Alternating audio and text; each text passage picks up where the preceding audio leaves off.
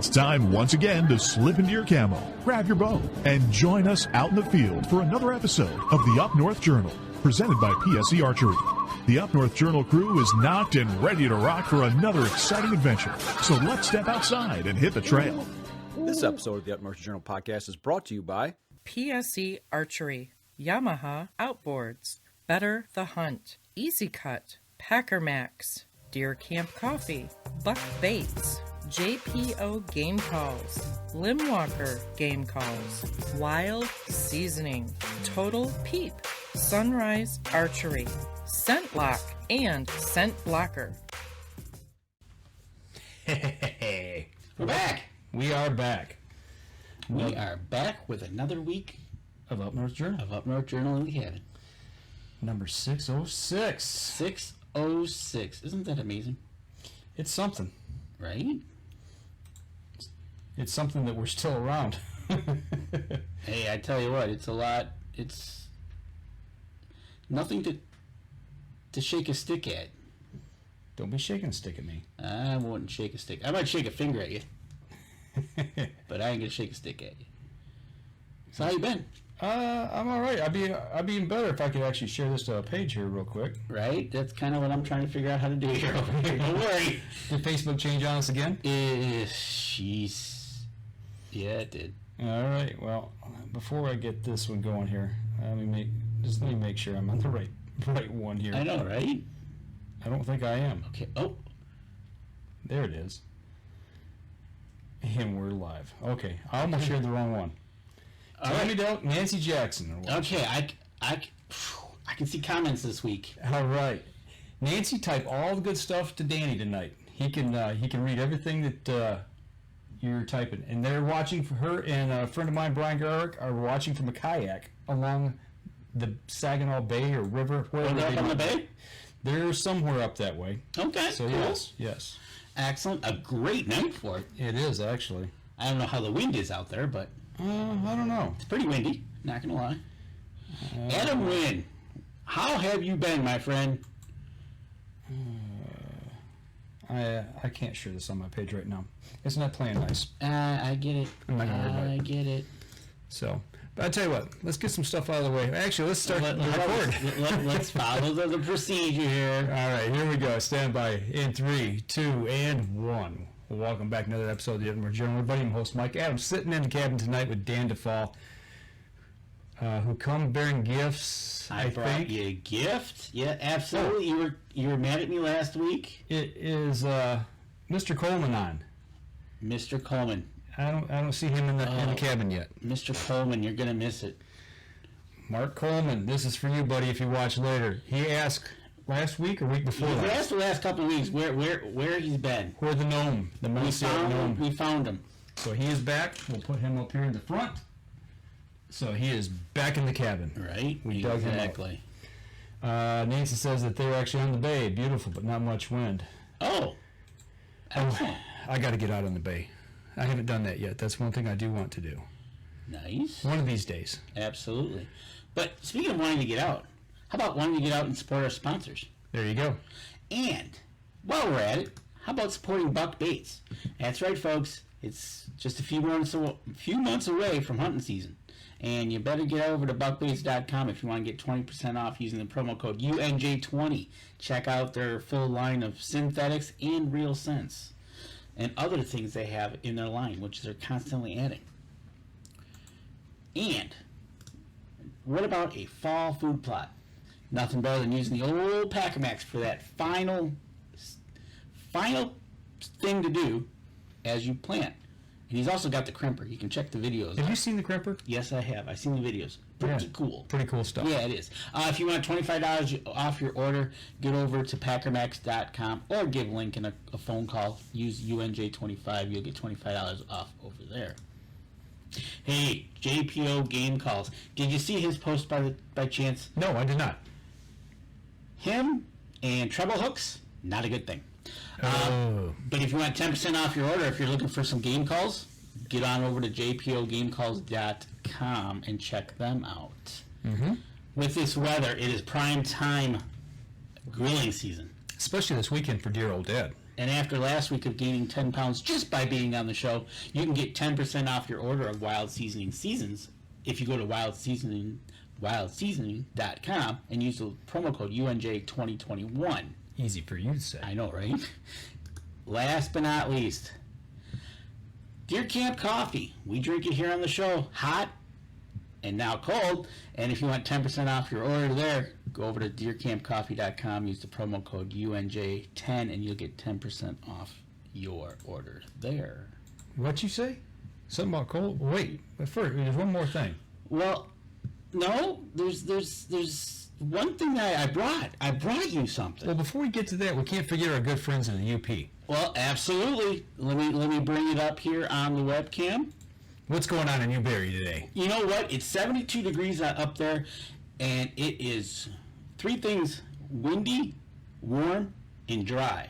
I don't see the wind blowing. So don't light a fire up there. I was looking at the weather before we went on, and it's a high Fire danger. fire danger. So Yeah, it's red flag warning. Yep. So don't Super dry in the UP. don't need that happening, and that would not be good. You know where you can find your camp coffee? Is at Cedars up there. And you gotta try their pizza. I hear it's really good. We're gonna have to give our friend up at Newberry a call and maybe go visit him and have a pizza with him. I would like that. That would be awesome. So, it's 72 degrees out. We usually have hot coffee, but I drink hot coffee all the time. I made using. See if I can bring a picture of it. You got that over there? I do. Bring it up right there. If you look at the Deer Camp website, they even have it on the website and at the store. The Toddy Cold Brew System. Yes, I did, sir. And I made you... Making cold toddies?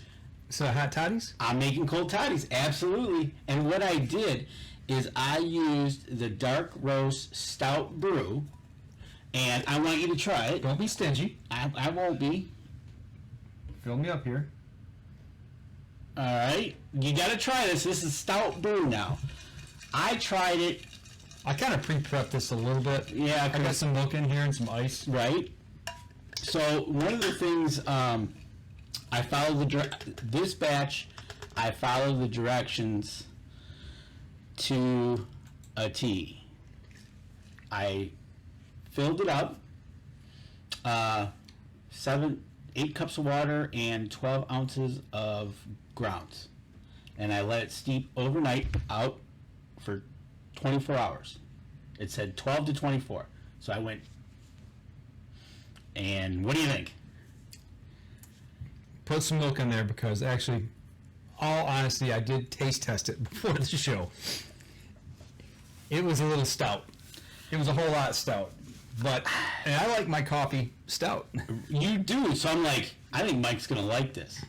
I had to put. I put about a quarter cup, maybe a third of cream in it. Not cream, but actually 2% milk, and it's awesome. Okay, good. Good stuff right there. Absolutely. You're right. Tammy Stifler is the gentleman's name up in Newberry. I'm going to try this tonight. We're going to publish a poll here and see if I can get this thing to work. All right, you try to. We're trying. You got to understand, folks. Facebook changed on us last week, and we're trying to figure it out again. I don't know if it published it. I don't see it on there. Maybe it'll come up. I don't know. We're going to try. We'll see it and see if we'll try it. Right. So we're still playing with this every week. Facebook changes the way they set things up and where we can find things at. So we're just. We're going to see what happens here. Right, exactly. And I don't think it's come up. So anyways, using the toddy system, and you get in this one, because I use the stout brew, you get the stout flavor. Now, talking to Julie down at Buck Baits, if you use the Huntress blend, which has that hint of chocolate in it, you should get the chocolate flavor in it. So that's kind of cool. So I think that's going to be maybe my next one, or whatever I have back at the house. I'm going to go probably either a light or a medium roast, because stout is a little stout for me. I'm not a hard coffee drinker, that's for sure. No doubt about it. But I'm glad you like it. So I brought you a whole carafe of it for good for 2 weeks. Enjoy, my friend. And there it is. There's the poll. It is up. The poll came up. It did come up. Okay. And guess what, folks? Oh wait, It's you got me confused, man. no.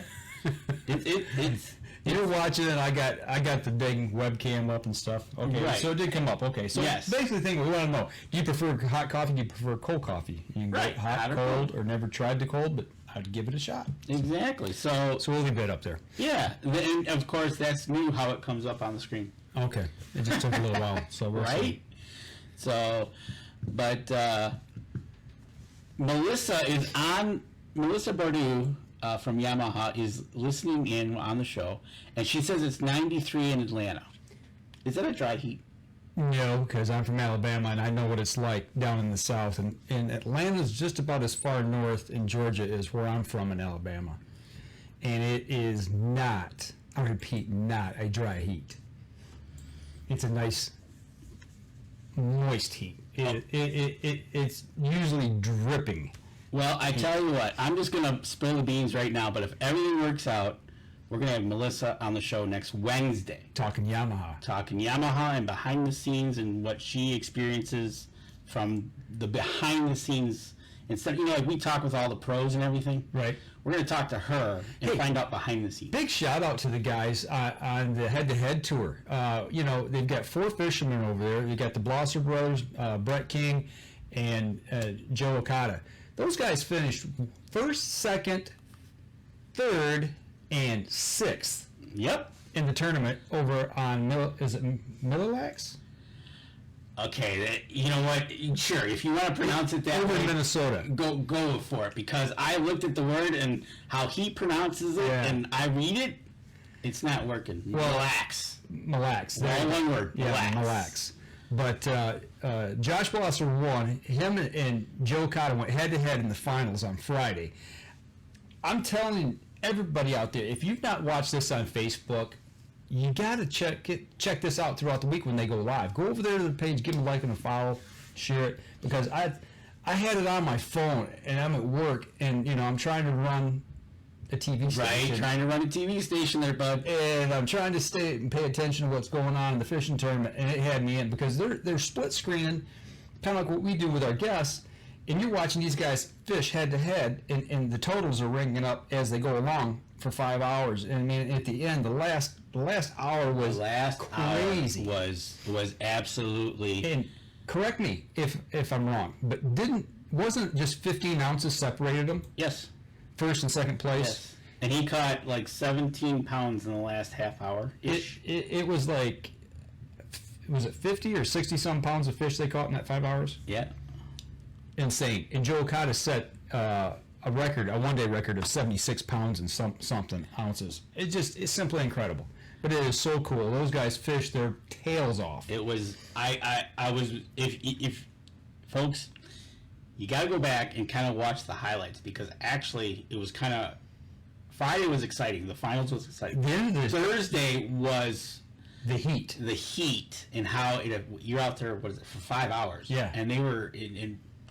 I was watching it, and Joe was. I thought he was going to go down. I literally thought he was going to go. He had to take a break and cool down, and it was something to see and watch what those guys go through. And he took a little bit of break, but he got right back up there, and he took his handkerchief and put it over his head, wet, and so yeah, he was. The end of the tournament is what really got me, because Josh's older brother quit fishing. That was awesome. He quit fishing and came over in his boat. He'd already sealed up 3rd place, but the last, 15, 20 minutes, he put the rod down, came over, and he was off at a distance and was rooting his brother on to win the tournament. And then it got a little emotional there for both of them, but I'm telling you, man, it was really cool. It was really cool to watch. It was awesome. Hey, Mark Coleman, the Noman's there. You're out to dinner with your wife. Just for you, Mark. You're buying, right? Okay. He is now. Just making sure. But anyways, yeah, it was exciting to watch. In a couple weeks, they're going to be they'll be back in Minnesota. I think it's Minnesota. It's called the Pool. Okay. I'll have to look into it more. Well, and a big shout out for the collegiate and high school and junior teams this week. They're fishing Saginaw Bay, and if I'm not, correct me if I'm wrong on this, but Yamaha's behind that as well. But I don't know if there's any of those collegiate or high school kids that are actually with Yamaha or not. We'll have to ask Melissa next week. We'll have to find out how they, how they support the collegiate and high school teams, and they're going to be up on Saginaw Bay. Well, the collegiate team's already done. They fished today. Oh, okay. I think. And then tomorrow is the high school and the juniors. Oh, cool. So I tell you what, I seen bass boats running all over the place. So it must be that time. it's right? that time of year. Well, we were coming back from TAC last weekend. Yeah, on Saturday. We were like bass boats everywhere in the drive-through and on the highway. Yeah. So that was kind of cool. There was a ton of them that were coming back off the bay. There must have been a tournament up there at that time too. Right. Another tournament. So. Well, like they said over on Mille Lacs, they said there was a couple tournaments going on besides theirs. Yeah, a lot of boats out there. Right. So that was kind of cool. But yeah, big shout out to those guys. Big shout out to the guys down. Bassmasters Classic was last weekend. Yep. Melissa was there. We're going to talk to her about that too, because I want some more information on that. But they were down in Texas and fishing down there. But it sounded like I didn't get to see a lot of it because we were up at TAC. Right. And so yeah, big shout out to it's that time of year to get the little poles in the water and drown things. That's what I do. Drown worms. Yeah, we drown worms. They're Or skip plastic or jigs across the water. Something. whatever like that. they do, right? I'm not a fisherman, but I like to spend time on the water trying, so to speak. Right. I'll tell you what. You mentioned TAC. Let's take our first break. We come back. We'll dig into TAC and what we did up there at the Total Archery Challenge up on Boyne Mountain. We're gonna step outside and we'll be right back after this. All right, folks. The poll is up on the screen. Take the poll. Melissa will do. Absolutely. We're going to talk next week.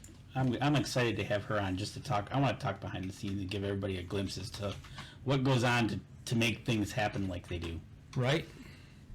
Yeah, it just doesn't happen. It just doesn't. I know, right? You just don't show up and all of a sudden, hey, there it is. I mean, there's a lot of people, a lot of moving parts behind the scene for everything. Absolutely. All right. It was that was exciting to watch that championship. That's what I was expecting that to come down to. Yeah. Watching a head-to-head thing like that. Yeah. That was just.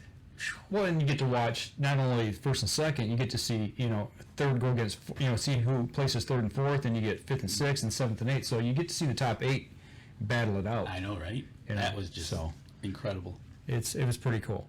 All right, here we go. Stand by. 3, 2, 1. Welcome back. Second segment of the show. We talked getting into the fishing stuff here, and now we're going to kind of shift gears a little bit. Well, this is kind of TAC. We've done this for the last couple of years. This is kind of like our summertime bow outing. Yep. Which is kind of cool. And this year we went up for the day. Literally, we went up. We went up in the state. We went way up north. Had our bow shoot. And then we went even further up on to the mountain when we got there. And we did. And I tell you what, there it is. It was a fantastic day. Not gonna lie, it was like wow. It was a beautiful day. The weather was perfect. It wasn't too hot. The wind wasn't bad. There was just enough breeze at times to give you that nice cool down when you needed it. Had we had this, we would have had our deer camp coffee on the mountain, but you forgot it. Well, I had to brew it. I didn't know it took 24 hours to brew, but then again, hey, you got it now, okay? So are you a barista now? I got you water. You did bring water. Thank you. Jesus, birds. And then they also brought water. Right? Up on the mountain, so it was kind of up on the mountain, depending on what side of the mountain you were on. We had that wind on one side, then you go on, but at least when you went into the woods, it was at least 10 degrees cooler, 15. Right. So, but one of the things when we got there, we left here 7 o'clock, got up there at 10 o'clock, and one of the things we needed to do is we always hit the practice range. You always want to make sure that your equipment is where you left it or what you're going to be shooting. And I shot, and I was pretty much where I thought I would be, and then you shot. Yeah. And shot. And the first thing you said is, I'm low. First 5 arrows missed the target completely. And I remember this because you said, how far did you say that was? I said, 30 yards, 33 I think it was. And then you shot again, and it was low. I was like, huh? So he had to make some adjustments. So we shot. He made some adjustments. I shot again. So we were shooting at 20, 33, 43, and I think the other one was like 57. Those were the targets. Well, I shot at the 20-yard target and still low. So Yeah. and I'm doing a gang adjustment on my sight housing. And it didn't have much room to begin with, but I ran that thing down as far as it would go. And it actually bottomed out, and I'm like, this is not good. I was like, well, that's what I got, so let's shoot and see where I'm at. And I shot, and it was still low. You were 5 yards. They had 5 yards. You had to have 5 yards because at 20 yards you were 7 o'clock and 5 o'clock low. Yeah. So, and at that point, we pulled arrows. You walked out and you pulled arrows. We pulled arrows and said, okay, let's go back down. We're done. You figured out 5 yards, and we're walking back down the hill. And you looked at my arrow. And I pulled out your arrow and I said, why are you shooting these? I said, wait a second. And then I looked at your other arrows. Yeah. And I said, why are you? Wait, something's not right. Where are your XTs? And you had pile drivers From 2 years ago. From 2 years ago, and carnivores for 3 years ago. Yeah, and we switched. Well, I brought those just as backups. Right. But I thought those were what are these, the HD hunters? The Carbon Force HD hunters. I didn't look that close, and we switched over to the PSE arrows last year that they provide. And dude, tell me that there's a difference in. Oh yeah. You can tell physically. You can feel the difference. They're both 100 grain heads. Yeah. And well, one's a little shorter too. Well. But I was shooting the 31, and then I switched last year. I was shooting an XT bow. Yep. And the geometry of that bow is just a little bit different. That's what we were shooting. So exactly. So I said, "There's your problem." Yep. And then we're like, "Okay, there's our problem for sure." That's what what caused it. So tell you what, it's one of those things when you I wouldn't have noticed it unless I wasn't paying attention to what arrows you were shooting. Well, it boils down. I mean, everybody who follows us knows that we kind of shut everything down for COVID last year for a little while. I kind of put everything away because we couldn't go out and do anything. I quit. The only thing I had the bow out for, and it was actually my target bow, was for leagues. We did winter leagues for 8 weeks once they started to open things up. We shot that, and then I haven't picked a bow up since then. And then we packed the cabin up. If everybody remembers, we were down for 6 weeks. We didn't do a podcast or a live stream at all. And I moved into the new cabin here, and actually I have cleaned things up a little bit. You can't see, but we're starting to put things together here. And I started getting my stuff to go out and practice with last week here at the house. And I couldn't find my rangefinder. Still don't know where that's at. Then it rained 3 days in a row. And I never got a chance to shoot here at the house, so Friday night, we were leaving Saturday morning, I come home, and I'm like, I got to get everything together, my arrows, so I went to try to find them, and I thought I grabbed what was the right ones. Right. I didn't look that close, so. It makes a difference, folks. It does. So. But even with that, I had to do the math in my head. Right. I shot all right. Yeah, I didn't lose any arrows. I lost a few, not going to lie. I didn't break any, just lost them.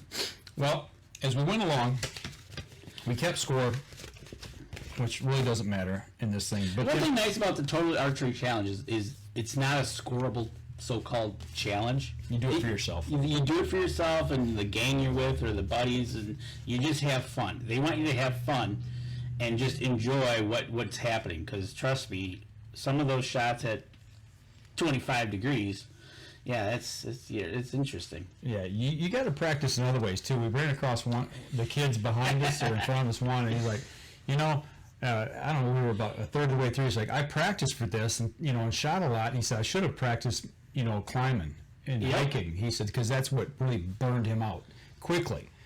And a lot of people aren't prepared for that. So he just got called out as a rookie move. That's right. But he admitted, he goes, I practiced shooting, but I didn't practice terrain. And that's so the Total Archery Challenge, which I do believe started out west. Yep. that was kind of the whole premise of it was. Well, remember, it started with the shoot at the bird. Shoot the bird. Yep. No pun intended. Right. That was out in Utah. Snowbird, I think, is where that was at. I do believe. Years ago. Right. And I think they do. They continue to do it. As a matter of fact, our good friend from Wisconsin, she was part of that. And set that up. Yes. So. Snowbird, Utah? Is that what it's at? Yep. That shoot's coming up July 30th and August 1st. Now, folks, you got to understand, a lot of these shoots might be sold out if they're coming up, because for us, we had to, in February, it was register. We registered in February. So I know when we were there on Saturday, it was a sellout, and a sellout to them was 1,200 people. Yeah. Yeah, so it was It pretty was cool. nice to see vendors back on the course there. The vendor alley was completely full. We got to check out some new vendors that were there this year, which to me was awesome seeing everybody milling around, talking, shaking hands. Yes, we shook hands. Right. Can you believe it? Not wearing a mask. Last year we had to wear a mask everywhere we went, except for on the course itself. Yep, exactly. So- And it was nice. We saw Kuyu there. But, yeah, I did. I got called out as rookie move, but you know what? As a rookie, I surveyed the situation, I surmised what I had to do, and I adapted and overcame. You adapted. Daniel Burns, what's happening out there? So, there you go. So, We wrote down the yardages on every shot that we took. We took photos. So I'm just going to let Danny run through it. so each course is 25 targets. And depending on what course you go out, they have the Prime course, the Yeti course, the Sitka, the Knock-On, and the Leopold. And they also have a kids one, which was kind of cool. Yeah, one guy was trying to shoot that while we were practicing. I was just about to say, except for that guy. Okay. If you're out shooting on a course and you see people getting ready to go pull arrows, there's probably 40, 50 people on the practice line? Yep. Even if you're shooting to the side, maybe in a slightly different direction, don't go firing your arrows. He was shooting the kids' course. There's nobody over there, so he's being smart. And he was 10 yards behind us. He was shooting behind. He was behind us and shooting in the same direction. Which he was just about to get a acceptance down? step. Yeah, I was about to unload on him. But so the courses range anywhere from 20 yards all the way out to 120. Somewhere on the course, but we took on the Yeti course, which was 40 to 75 yards. Yeah, first target. Yeah, first target. Nothing better than a 55-yard shot At a raccoon. in In some brush. So when he says brush, in this case, we were out in the sunlight, and they tucked it into the woods, which made it very dark. Yeah. We didn't do too bad. No, not first shot. I mean, that sets the tone. I mean, it's like your first golf shot. You know how the day's going to go after that. Right, exactly. So that was a 55-yarder, which was like, wow. Yeah, it wasn't bad. Right? So there's the next one, which was 38 yards, except we were shooting downhill at about 20, 25 degrees. Yep. And so There's some thick canopy. Now you got to understand, folks, when they put these targets out, they put them between trees, behind trees, which you'll see here, but it's not a wide open shot. There was you kind of had to duck down, a little to the right, a little to the left, kind of. A couple times I know I've hit leaves on the way through. Oh, yeah, a lot of people were. Right? Well, that's another thing. You can always tell when you're coming up to a great one, or you're by one when you start hearing arrows hit things. Yep. So Other than the target. third target, uphill, on the links. On a links, and that was 60 yards. 60 yards. Yeah, that was a 60 yards, and that was a very dark target, which, I mean, it was like, wow. Yeah, it's dark and it's up that way. Binos are a necessity on these, Right? along with a rangefinder, an angle compensation rangefinder. Right. So then the next target we shot at, so Mike and I decided we weren't going to shoot anything over 60 yards. That's what we felt comfortable. There was a couple targets that was this next one. This one, You messed with my head on this one. This is what I missed. I did not. The original range was 95. Yep. So we stepped up We stepped up to 63. because my sight housing only goes to 60. Right. And I was adding 5 on top of that. Right. So, so you shot, I shot high, and you shot low. Yeah, and you said you held at 60. I did. And it's 63, and I'm like, okay, so he's hitting high, so I'm gonna hold right on. Right. But he must have flinched or something. I don't know, because I put it right underneath it. You put it right at its feet. So after that, I quit listening to you. Yeah, of course. The next one, which was originally 75, we shot at 60. This one was? Yeah. Okay. And you did hit the circle. I hit the bonus scoring ring in the hind quarter. Right.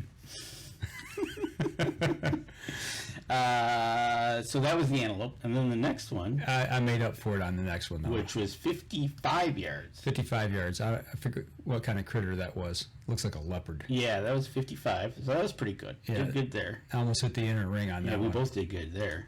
The next one was 42 yards. This was okay. So this was the turkey in the woods, and the picture brightens it up. Mm-hmm. Trust me, we were actually aiming at a white spot that we could figure out that we could see on the target, because it was pretty brown, and that was 42 yards.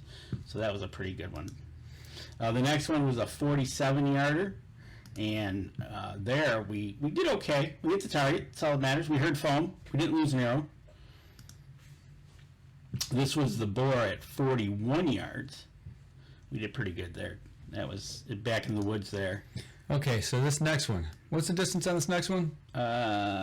This was 39. 39 yards. And you're like, oh, that's an easy shot. Well, it's 25 degrees downhill.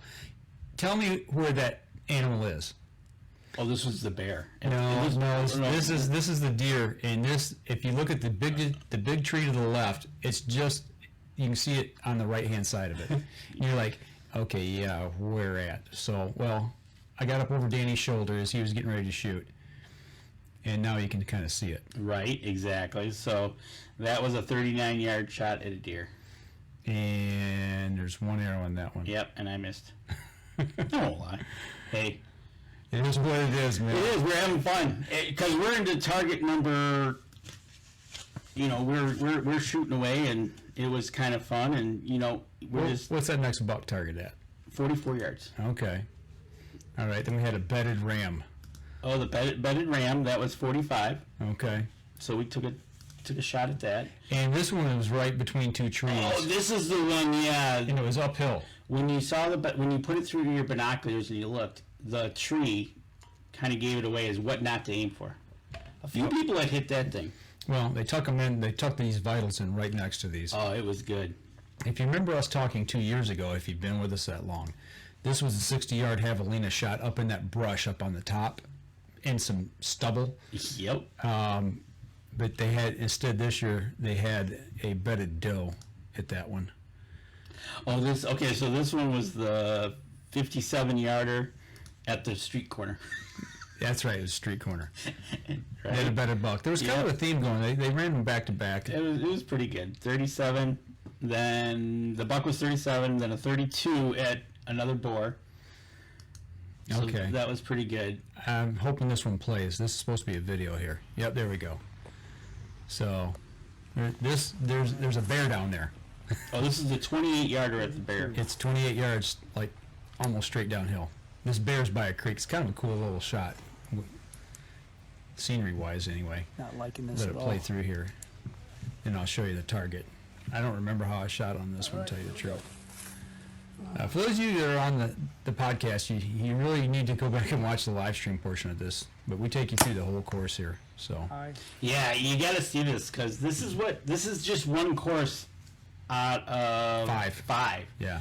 And this was a decent course. That was an interesting shoot there at the bear.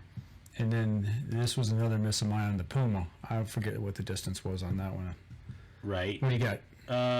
Puma, where we leave off at? Oh, 25, 55, 43 at the Puma? 43 on the Puma. Okay. That was... And you spined it, and I went just under the belly at that one. Right. This one,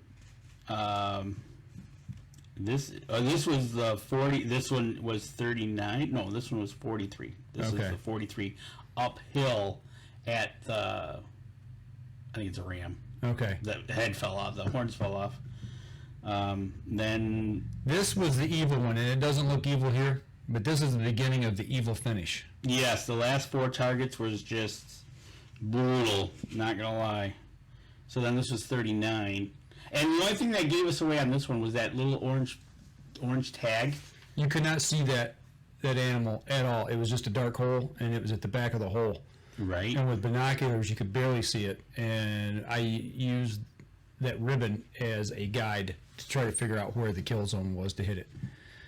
So and when it comes to that point, then you're just aiming at a dark hole. And Or if you're lucky enough to pick up maybe a sunspot that you can pick up and you shoot at it. So then we shot at Sasquatch. that one wasn't too bad. That was a long shot. We moved up on that. We one, moved too. up to 60. Okay, I guess. Something like I know that. it was a We long moved up. shot. Yeah, we moved up on it. So then you got the ram. So then this one, which I think is the 40-yarder. That's the baby elk.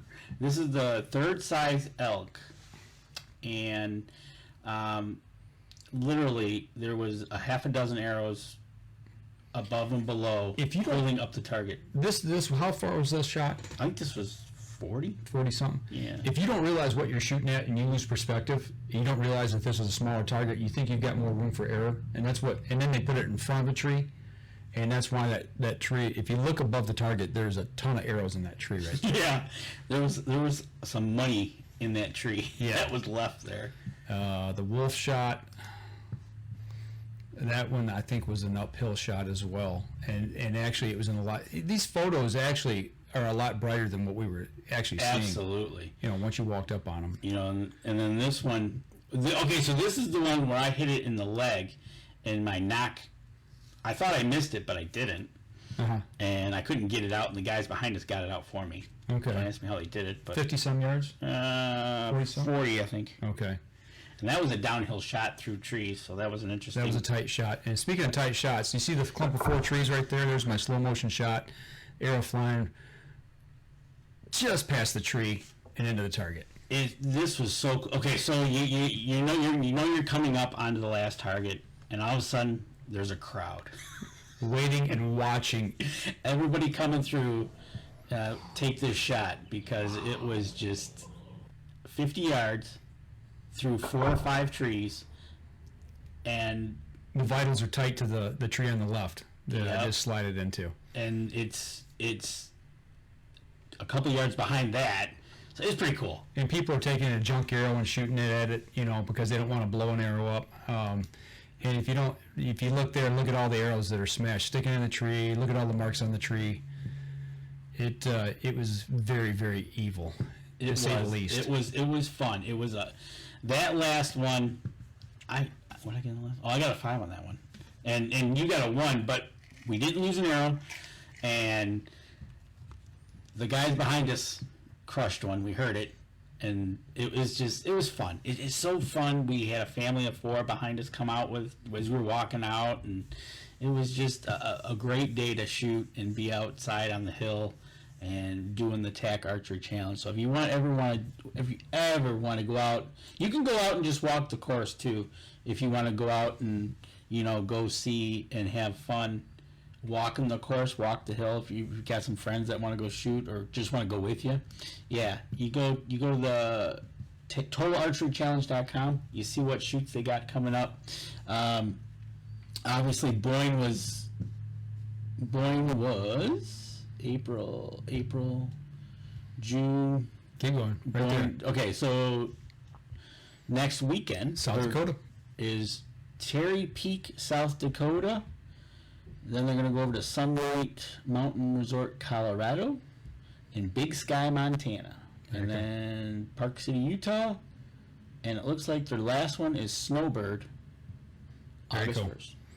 Well, we got to talk about what we did afterwards. We had to eat. We went to our favorite little diner there. They've got bucks on the wall. So there was a discussion. Danny said, there's 4 bucks on the wall. Which one, if you had an opportunity to shoot just one, what would you shoot? So Exactly. there's 2 of them there, And at first, Danny said, well, would you take the one on the right there? Would you take that one? And I'm like, well, no, I kind of like number 3 here. That was the one I chose. And then the fourth option was this little guy here. But, you know, I love the character of that buck right there. That wrapping around like that is just beautiful. It's a tough sell between that one and number 2. Yeah. For me, just if to go shoot them. But that place was had a good burger and in a soda, and it was good. It was Mountain Resort Grill, something like that. Yep.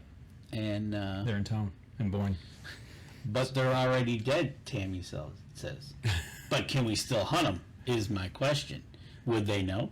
It would be fun. No. We've already had this discussion Yes, we on did. Facebook, or maybe it was, I don't know, maybe it was in Messenger, I don't know. I tell you what, we've run a little long here, so let's step outside, take our next break, and come back. We'll get into some other stuff here in the weekend, so we'll be right back after this. Denny Steiner is in the house. He loved setting up challenge courses. I could see Denny setting up something evil for us. I know, right? I was just about to say, you could hear that laugh. Yep. And Denny, the sandwiches you've been making, yes, I said sandwich. Yeah, it's a sandwich. He's making a sandwich. Oh, man. Every morning I see him making right? breakfast, and I'm gaining like 15 pounds just watching what he's eating. I think we need to pay a visit to him so he can give us one of those breakfasts. I think so. Good stuff, though. Right? So, yeah. So, Total Archery Challenge was a blast, folks. I mean, you want to try something? Get out and do it. Like I said, make sure you get on the website to see when the registration is, because they do go fast. Sometimes you might be able to get like the Friday or a Sunday, they might get an opening, but Saturday was totally booked. So. Yeah, and make sure that you also prepare for it by starting to work out and doing some hiking months before you do this. Right? Or you might be hurting. And have the proper footwear. There you go. All right, here we go. Stand by. 3, 2, and 1. Welcome back. Third segment of the show. Third segment of the show.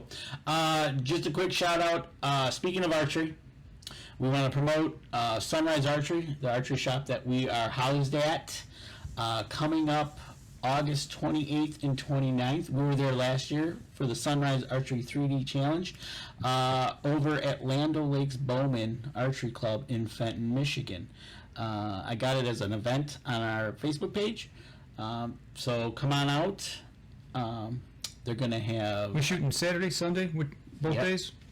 Whatever we feel like. I know Saturday you're busy in the beginning. Well, we're weekend of the Crim, you're right. Yeah, but I'll be out there. Yep. I say we start at noon. So we got door prizes, raffles, and novelty shots. So go on over there, check it out, or come on out, join us. Saturday from 9 to 4 and Sunday 8 to 3. We'll keep talking about it and plugging it away till the end of August. The novelty shot. Danny's going to put an apple on his head. I don't think that's quite a novelty. I'm not sensing how that's a novelty. You're not, huh? No. Oh, okay. Sorry. Now, okay, so that last shot back at Total Archery Challenge, the previous one where I said I hit the target in the leg, I was using a lighted knock because I had to switch arrows. And okay, so we're talking about this one here. The jackalope. So you go to the jackalope, and it shattered my knock because I hit the post in the leg. And so I had this lighted knock that was lighted. So you're talking about this one? Yeah. Right? Okay. So that's your arrow there in the leg. Yeah, so I had this lighted knock piece, and it was bright and it was glowing, and I couldn't shut it off because I couldn't get it. So when I went to the 50-yard target, I helped the guys out behind us in the dark by sliding my lighted knock into the 5-ring for them. And they still hit the tree. They did. That was pretty good, not gonna lie. So that was fun. It was all good. But yeah, so that was a good weekend Saturday up there, and then like I said, end of August, got the shoot for Sunrise Archery, sponsoring it again. Come on out, join us. We're gonna go have fun, and then you did some kayaking. Yes. Took off the very next morning and went up to the Chippewa River and put in west of Mount Pleasant, Okay. past Soaring Eagle Casino. West of that. Go west, young man. Right? So yeah, we put the kayaks in and did a little kayaking down the river. Again, great weather. It was beautiful out, and saw lots of critters and stuff. The one thing I saw while I was out there that had me concerned, and I still don't have an answer, and if anybody out there knows the answer to this, okay, so that would have been, what was last Saturday, the date? June 12th, 11th? 13th? June 13th. Okay. Yep, 13. So middle of June. The river, we probably saw 50 to 100 in this stretch. We were on the water for 5 hours. We were pretty much solid paddling. We took 2 15-minute breaks. But 50 to 100 dead suckers in the water. A couple floating, most of them on the bottom. And From their spawn? There were different age classes. There was big ones, there was little ones, Oh. So I don't think suckers swim upstream and spawn like a salmon would and then die. Maybe I'm wrong on that. I don't know. But there was no other fish in the water that was dead. Just the suckers. Just the suckers, and we saw other species of fish occasionally. Because I wear polarized glasses when I'm paddling. You can see down in the water, especially in the shallow. But these things, and it wasn't like it was littered with them. But it was very noticeable. Really? Yeah. So, and I don't know what caused it. I know we get that lack of oxygen thing coming out of the winter. Yeah, but this is middle of June. Right, exactly. So I don't know. The water wasn't like warm, and they're suckers. They're bottom feeders. What you call a garbage fish. yeah, exactly. So yeah, no, it's interesting. yeah, it was. So as you were cruising on down the river here, you said you were on there for 5 hours, 5 hours, yeah. and you covered up with some good old suntan. Oh, I use sunscreen. Yeah, and I wear long sleeve shirts too, real light shirts. Well, they got those UV shirts that like the Yamaha shirt and stuff like that. Yeah. Well, I had my Yamaha shirt on. And the Cabela shirts, the Yeah. UV protecting shirts. Yeah, actually, I have a couple photos of me, but I didn't want to post them after talking with Hunter Bland last week. Was it last week we had Hunter on, or the week before? Yeah. 2 weeks ago. Because every time I post a picture of me without a PFD on, I get flack for it. This river, literally, I don't think there was anywhere that we went that was over 3 foot deep, and there was no current to speak of, really. Most of the time we were dragging bottom. So, I had my PFD with me, right with me in the boat. Yep. But, yeah, Right, exactly. I had it on for a little while, but then I took it off because I was sweating to death. Are you finding, as you go here, as you do your kayaking, are you finding now, because you're transitioning out of spring kayaking into summer kayaking, that your water levels are going down? Yes. Yeah, especially here in Michigan, because we've not had any rain. Actually, there was a big rain that went through 2 days prior to this float, and we were still dragging bottom quite a bit, and I was like, I wonder what it would have been like had we not had that, because I think they got about 2 inches of rain up there. Okay. So, you can see I love the GoPro there on the front of the... I know that's one thing that as we kayak, as we go into summer, the water levels start to drop, and those so-called easy kayaking turns into bottom dragging. Yeah. Getting through it. Oh, absolutely. And I got to imagine, you would know the answer to this, because I've been seeing that people have been up on the Michigami Reservoir. Do you see a lot of that up there in the summer? Or is it just when it's really dry? The water levels? Mm-hmm. Well, it depends. The Michigami Reservoir is a little bit different because they close up the dam, or they'll regulate how the water is. But they'll run it high, and then they'll lower it in the fall. Okay. Preparing for the next snow. Okay. So it's kind of cool how they do it. When you go up there in the spring, it's really high, and then yes, it'll kind of taper off. Taper so off. there's a science behind what they're doing. Oh, absolutely. There's the one time I came up there, and you're right, the dock was 4 feet above the water. And you're like, what? And then the other time it was 2 feet under the water. Gotcha. So, right. Yeah, but yeah, that's a neat paddle trip up there. That's kind of a cool one. Yeah. I mean, you can see right there. I mean, I'm right in the middle of the river, and you can see bottom. I mean, like maybe a foot deep. Right. In that shot there. And this one here's the same way. I mean, that's just the way that whole river is there. It was really, really shallow. And you look at the high water mark on the sides, and it might be a foot deep, deeper than what we were on. I mean, I typically think this river probably runs a little shallow. Okay. Obviously, except for probably spring flooding season. But you were attacked by the dragonfly. Dragonflies were everywhere. That was really cool seeing them out there doing their thing. And here's one of our rest stops that we took along the way. This was full of little minnows around the edges, a lot of bugs, and stuff. And that's good to see. The crayfish even were in there, and it's just nice seeing other critters. Obviously you get to see the ducks doing their thing. So it was a good day. Yeah, 5 hours on the water. It was a good paddle. Had to paddle more so than normal, but just because there was no flow to it. Right? There wasn't a lot of current. A couple places there was some good flow where it tightened up in the river, but didn't really run into anything that was real super tight where we had problems navigating or we didn't have to portage anything. This is another little rest stop that we had there. But you can see by just the pictures that the weather was just beautiful. It was. Great day to be out of the water. It was a great day to be out. It was, the whole weekend was just, driving home Saturday night, we were in front of the thunderstorms. Right. And that's the one that hit that area. Well, then as we were driving up, you were talking about the night before they had it and the construction up there. And all that dirt coming to the road, right? Right. So, yeah, it was pretty wild. This is probably one of the coolest things that we ran across on the river. It was pretty wild seeing this covered bridge.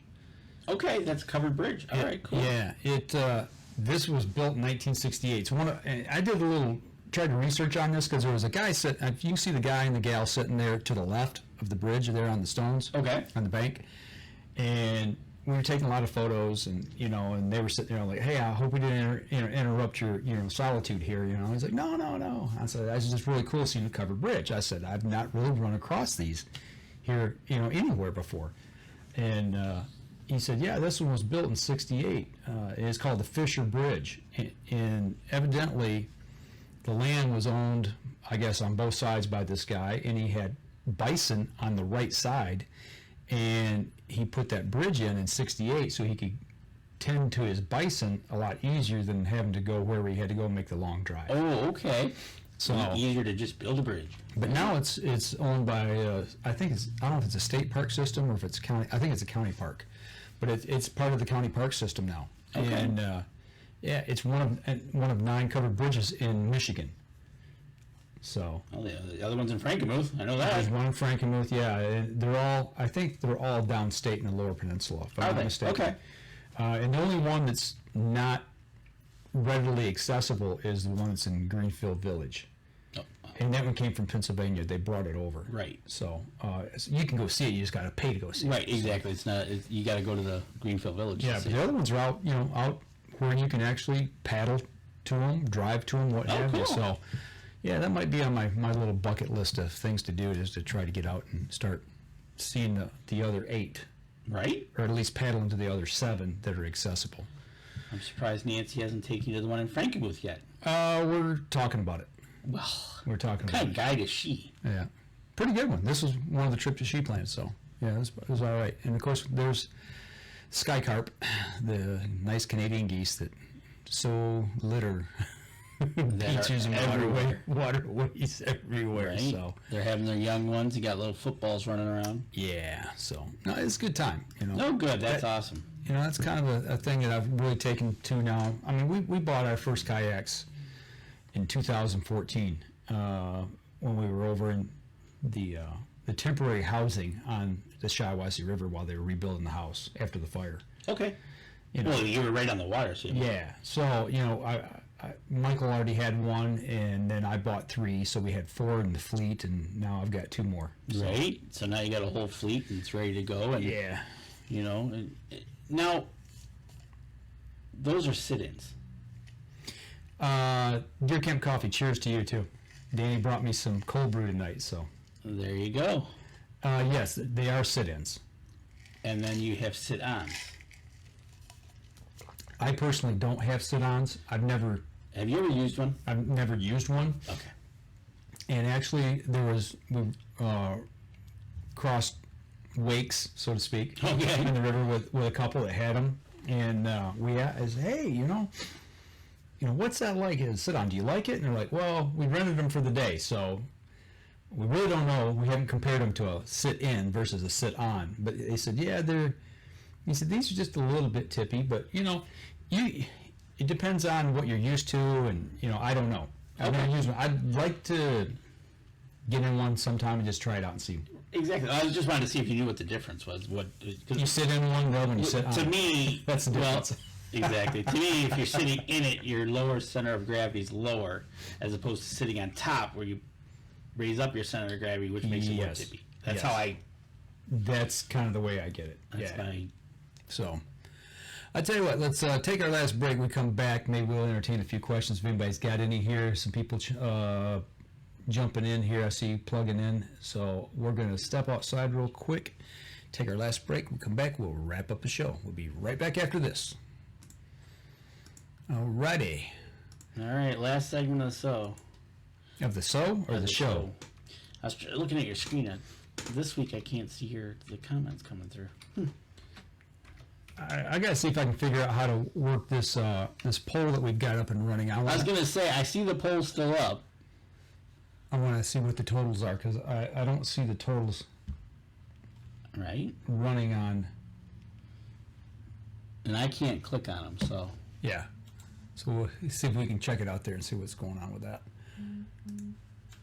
And here we go. Stay by in 3, 2, and 1. Welcome back, everybody. We're sitting here in the 4th segment of the show. We're in a commercial break talking about the poll that we're running. Yeah. Do you prefer your coffee hot or cold? But if you've never tried cold, would you give it a shot? That's the question. So if you move your screen, it should. Do you give us the? I was gonna say, does it give us the results there? That's what I was wondering, if I could see it. Actually see. Oh, there it is. Oh, there they are. What? 100% say hot. Right. There's only 4 people voted. Come on. That's fine.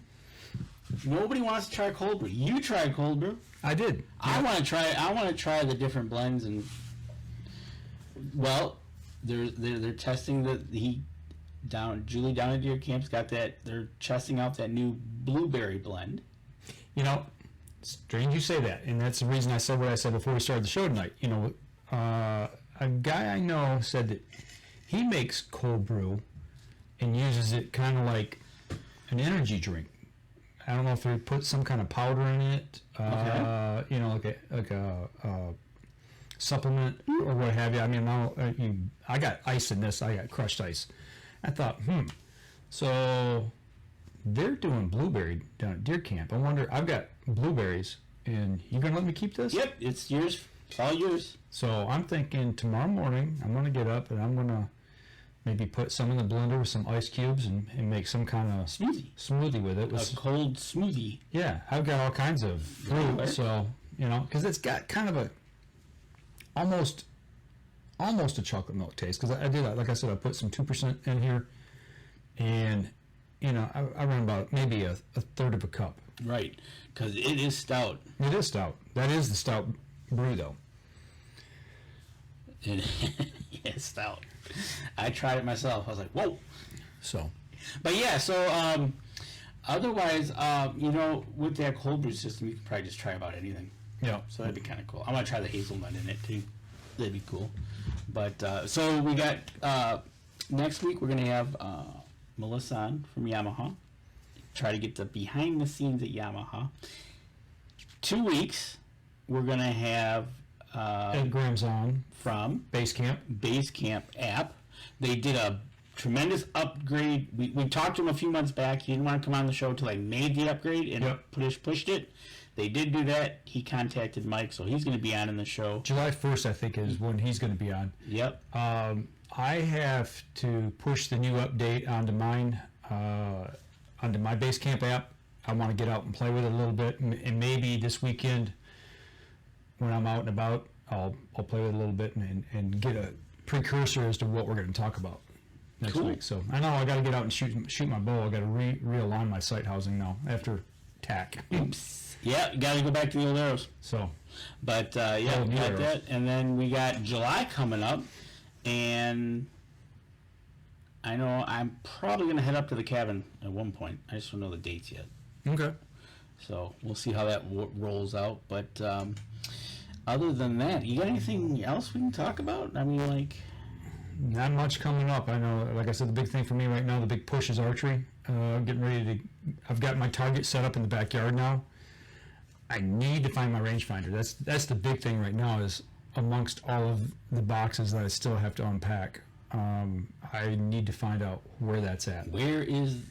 And that's how I found our mossy oak gnome when I was looking for that this week. Oh, there you go. So I found him packed away. Base maps, not base camp. Who said base camp? Did I say base camp? That was me or... I may have said base camp. Base map. Denny Steiner.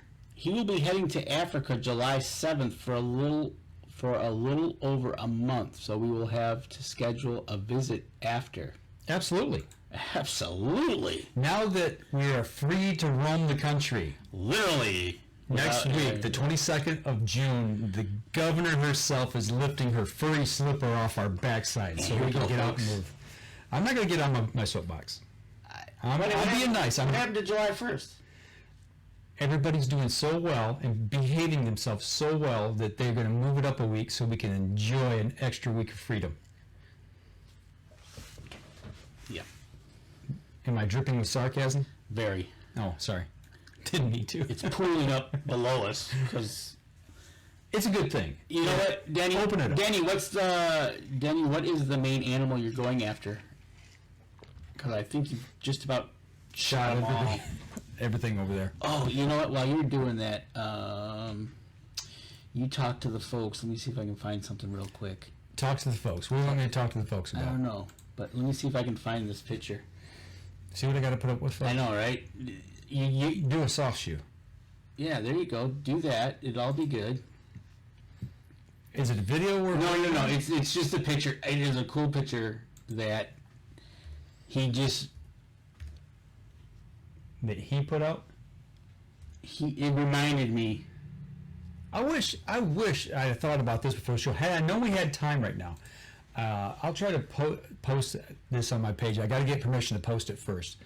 A friend of mine at work, a guy I work with, he does outdoor photography, and he was over at the Shiawassee National Wildlife Area this week. He takes a lot of photos there and down at Kensington Park, and he caught an osprey in the sky with a fish in its talons. No way. And the fish, it's like he's carrying it, and it is the most incredible photo. It's perfect. It's like a one in a million shot. I'll have to show it to you later after the show. Yeah, you have to show that to me. Okay, so what am I fixing to put up here? So you're sitting in the, so this is a shot from our friends from Kobius and Alana, which we Cobus. Okay, yeah, from from Africa. Yep, the safari. Yep, we've met them at several shows. Dries Visser. They were with Dry Visser. They've now moved. They're with a different company now.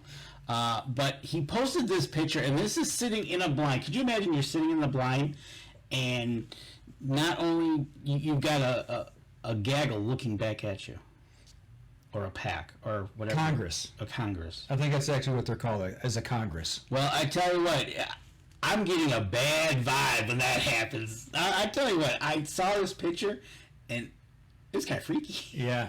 It's like, what are they going to do? Right? So I thought that was classic. You know, you're sitting in a blind, and they're looking into the blind, kind of sizing you up. Right? It's like, can we eat him? Right? So I thought that was kind of cool. All right. Yeah, that's called Congress.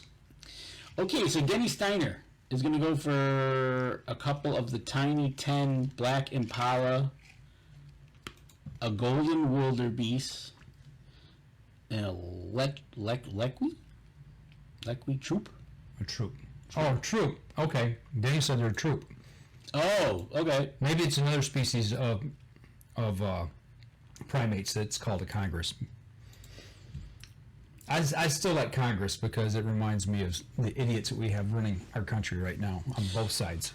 Big shout out to Joshua Blosser. He must be on the show. I can't tell, but congratulations, Josh. Absolutely. Back to that again, man. I mean, that I'm telling you guys, whether you're a fishing aficionado or not, if you're an outdoors person, you can appreciate that.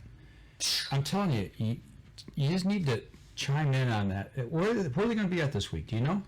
I don't know where they're going to be at this week. I can. Well, or they got a week off. They got a week off before they go to the pond, as they like to call it.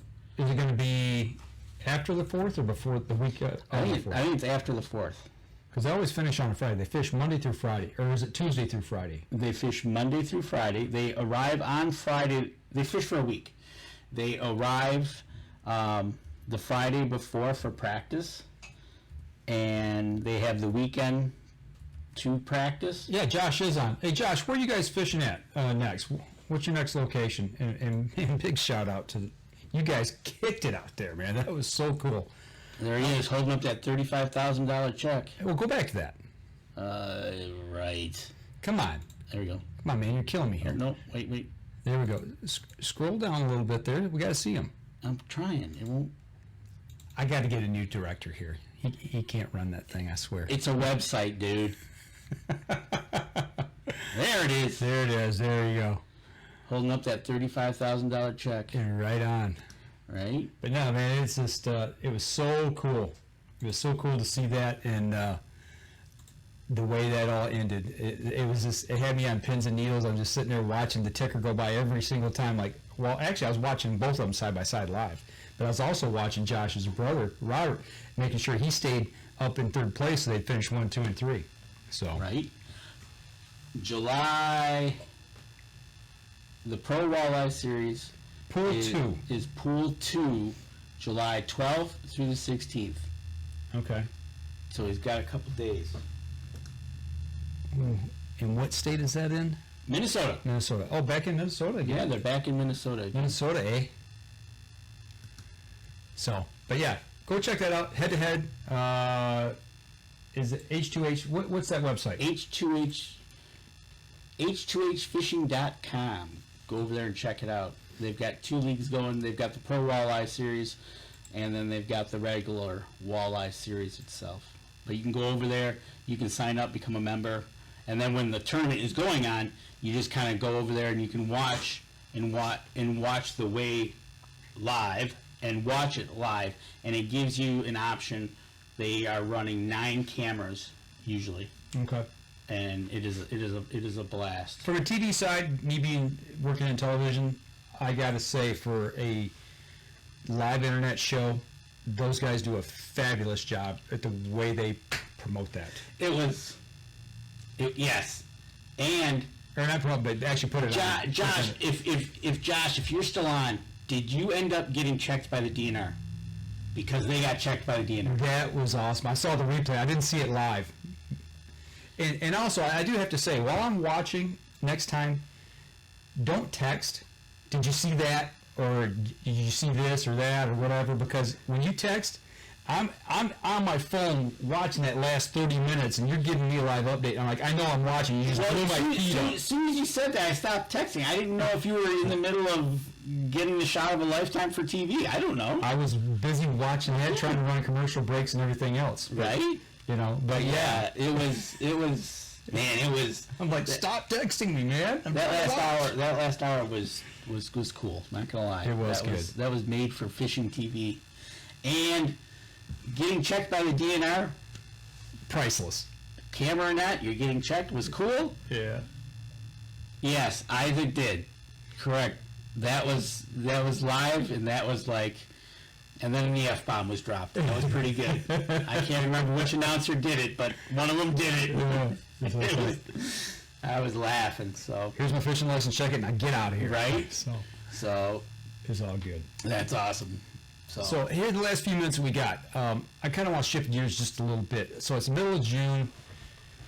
We're looking at coming up on the second smorgasbord of deer drops for coyotes here in Michigan, because we always go through a second and in a lot of places even a third rut here in Michigan. Right. Have you seen fawns yet? I have not seen fawns. I know Chris Kreiner was out the last couple nights. He's not in the last couple days, I think it was. Mm-hmm. And he wasn't out but an hour and shot 2 coyotes. Mm-hmm. I mean, it was like... All you need to do is use a fawn bleat right now. And I haven't seen them. And they'll be on your, like, you know, you won't be able to shake them. Right. If I see them, it should be coming up, because usually around July 1st for me is when I'll start to see them in the woods. Okay. I think it is so cool, however they communicate, that they just, you know, they get and that fawn sits down and that's it.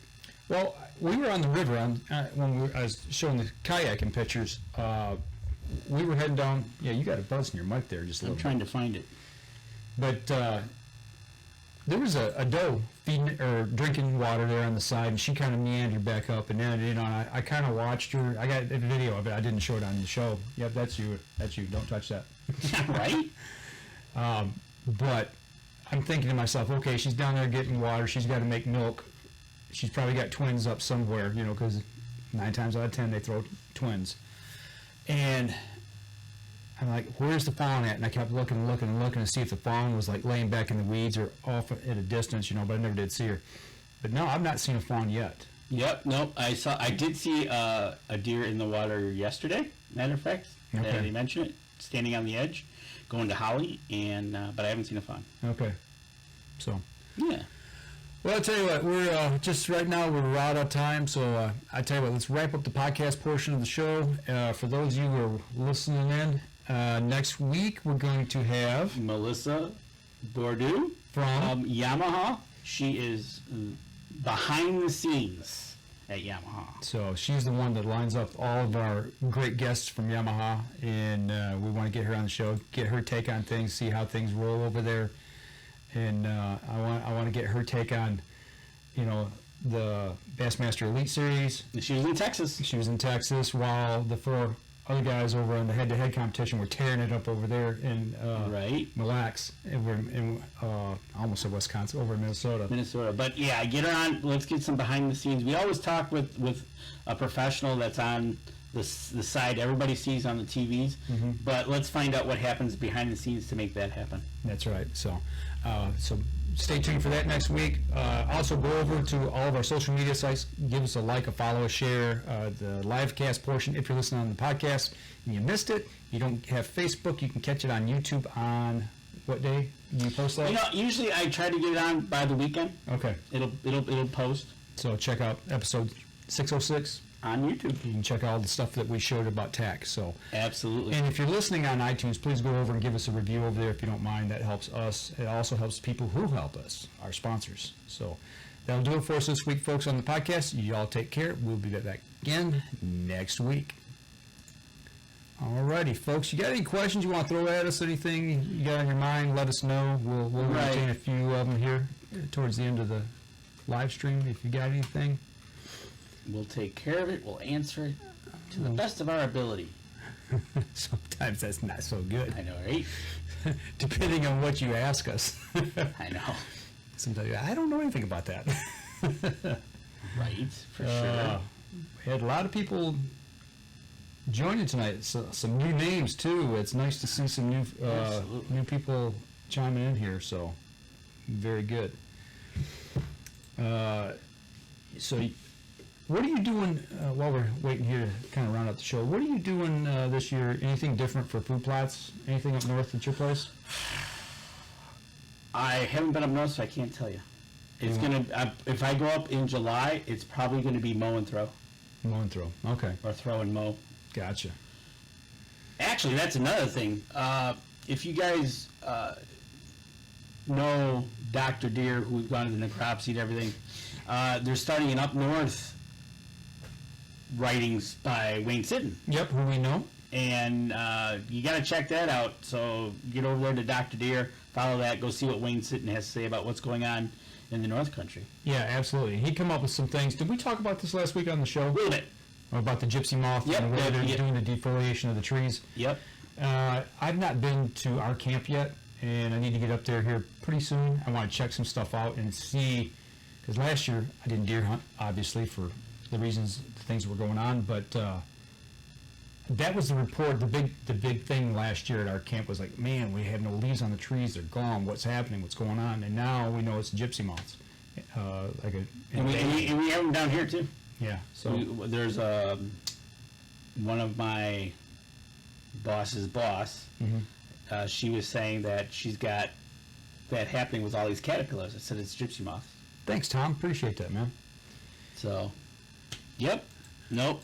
Get over there, Dr. Deer. Go check out what Wayne's sitting. He's got his own little. Him and his son are writing a little blog going on, and so. I need to get a hold of Wayne and see if we can get him on the show. We were supposed to before COVID hit, right? And then COVID hit. That was where we were going to get him on that spring last year, and then COVID just screwed everything up. So yeah, it did. So we kind of got to get back into the flow. Well, after July, it's all downhill to October 1st. yeah, absolutely. So all right, That'll do it for us this week, folks. I don't see anything else on there. Hey, Jay, see you chiming in there. Thanks for tuning in here. So we'll be back again next week. Next Wednesday. That's right. Next Wednesday. We're going to do the show on Wednesday at 7 because I'm not going to be available to do it on Thursday night. So Wednesday night, make sure you tune in. We're going to have Melissa on from down in Georgia talking about Yamaha and everything Yamaha. All right. Y'all take care. We'll see y'all again next Wednesday night.